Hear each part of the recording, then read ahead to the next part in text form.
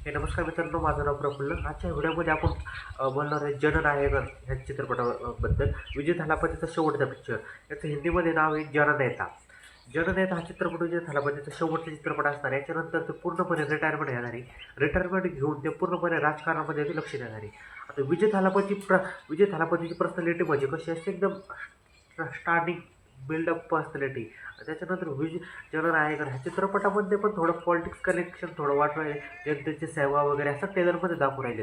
आणि ह्या चित्रपटामध्ये विलनची भूमिका केलेली आहे आपली बॉबी देओलनी. पण ह्या चित्रपटामध्ये मेन मला मायनस पॉईंट काय वाटतोय, आपलं विजय थालापतीचं जो व्हॉइस ओव्हर आहे, डबिंग केलेली विजय थालापतीने. संकेत म्हात्रे इथून मागे म्हणजे इथल्या मागचे जे चित्रपट आहे ना, त्यांची डबिंग संकेत म्हात्रे यांनी केलेली असते. पण आत्ता ह्या चित्रपटाची डबिंग एकदम म्हणजे अशी चांगली नाही. डबिंग आवाज त्यांची डबिंगला लोक कमेंट्समध्ये टाकून राहिले, कमेंट्समध्ये डबिंगबद्दल क्रिटिसाइज करून राहिले. आणि पहिल्या चित्रपटामध्ये जी डबिंग होती ती साऊथची म्हणजे एकदम चांगली मस्त डबिंग होती. पण आता विजय थालापतीचा शेवटचा चित्रपट आहे, डबिंगमुळे हा जर फ्लॉप ठरला, हिंदीमध्ये चालणार नाही, तर ही पूर्णपणे मायनस गोष्ट असणार आहे.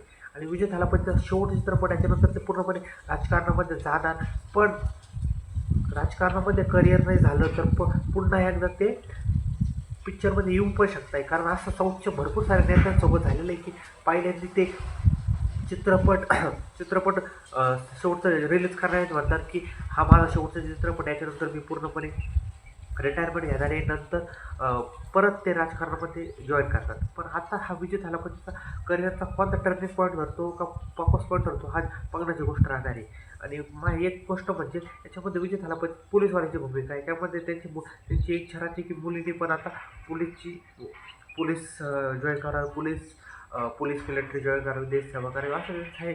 त्याच्यामध्ये पब्लिकचे रिव्ह्यूज म्हणजे जनता वगैरे दाखवलेली, एक चांगलं बॅकग्राऊंड दाखवलेलं आहे. एका चांगला मूवी असं दाखवलेलं आहे. सिनेमॅटोग्राफी पण आहे. पण याच्यात एक मायनस पॉईंट म्हणजे आपला गुगल जेमिनीचा जो लोगो असतो ना, त्याच्यामध्ये एक ॲक्शन सीन जी गुगल जेमिनीने शूट केल्यानंतर गुगल जेमिनीचा सीन स्पॉटेड झालेला आहे. त्याच्यामध्ये लोगो गुगल जेमिनीचा स्पॉटेड झालेला आहे. तो स्पॉटेड लोगो सोशल मीडियावर ट्रेंड करत होता. म्हणजे इतकं 200-300 करोडचा पिक्चर, त्याच्यामध्ये तुम्ही गुगल जेमिनीचा लोगो तुमच्या इथे लपवला जात नाही म्हणल्यावर हे एक फिल्ममेकर्सला कावण्याची गोष्ट आहे. आता विजय थालापती ह्या चित्रपटानंतर परत चित्रपटामध्ये येतात का नाही, कारण त्यांचे पहिले मागचे जे बॅकचे प्रोजेक्ट आहे, Leo Rolex, L C universe, हे सगळं त्यांचं एक कनेक्शन होतं. पण ते कनेक्शन पूर्णपणे आता बंद होण्याच्या स्थितीवर आलेले. कारण लिओची फॅन फॉलोविंग, एल सी ओची लोकेश कनावकरची जी फॅन फॉलोविंग आहे, मास्टर टूची पण बातचीत होती. पण ती फॅन फॉलोविंग आता पूर्णपणे जर हा ती पण फॅन फॉलोइंग तुटणार. पण आत्ता वेटिंग पब्लिकला फक्त वाटतं एक विजय थालापतीने रिटायरमेंट घेऊ नये आणि त्याच्या काळात हे चाललेलं आहे. पण विजय थालापतीचा हा चित्रपट पूर्णपणे हिट होईल की नाही होईल, कारण माहिती आहे, कारण समोर आहे राजासाहेब, प्रभासचा राजासाहेब. तो पण पिक्चर सुपर डुपर हिट आहे. कारण 300 करोड त्याचं पण बजेट आहे, त्याचं पण 300 करोडच्या प्लस, ते पण 300 करोड प्लस. दोघांचे पण एका समोर येणार आणि पिक्चर चालतो कोणी चालतो हे डबणार आहे.